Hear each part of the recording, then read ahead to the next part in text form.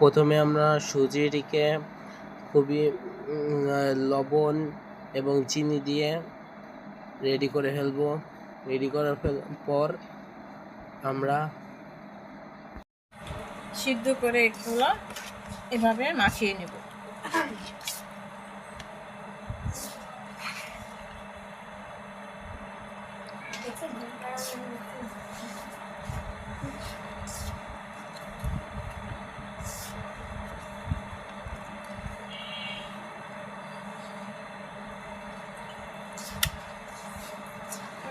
একটু পানি নিতে হবে।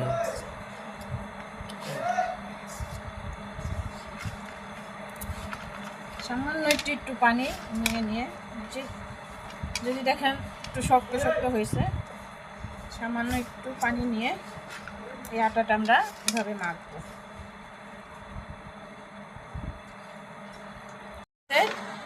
চালের গুঁড়ি আটা মাখানো শেষ পর্যায়ে। এখন আমরা এটা রুটি বানাবো।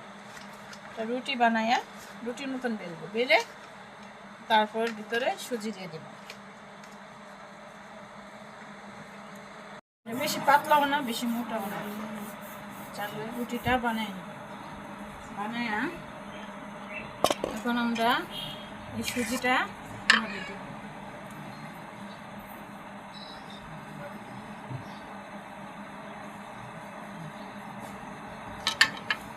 দিয়া এটাই যেভাবে করবো।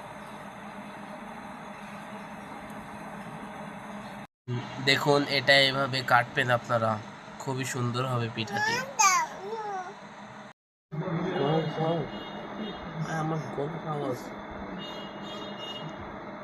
এই পিঠাটা দেখতে এরকম হবে।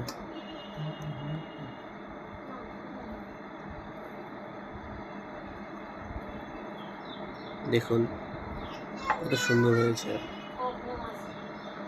এই পিঠাটা আপনাকে বানাতে চাইলে এই ভিডিওটি সম্পূর্ণ দেখুন। আমরা পিঠাটা তাওয়াতেই ভাজলাম।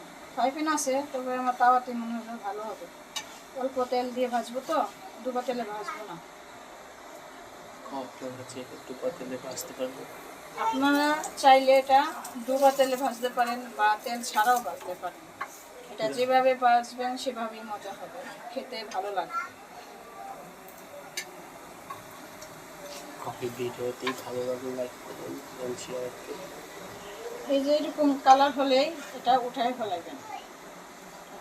ভিডিওটি যদি আপনাদের ভালো লাগে তাহলে লাইক করেন এবং শেয়ার করে অন্যদেরকে দেখানো শুরু করে দেবেন। সাবস্ক্রাইব করে দেবেন।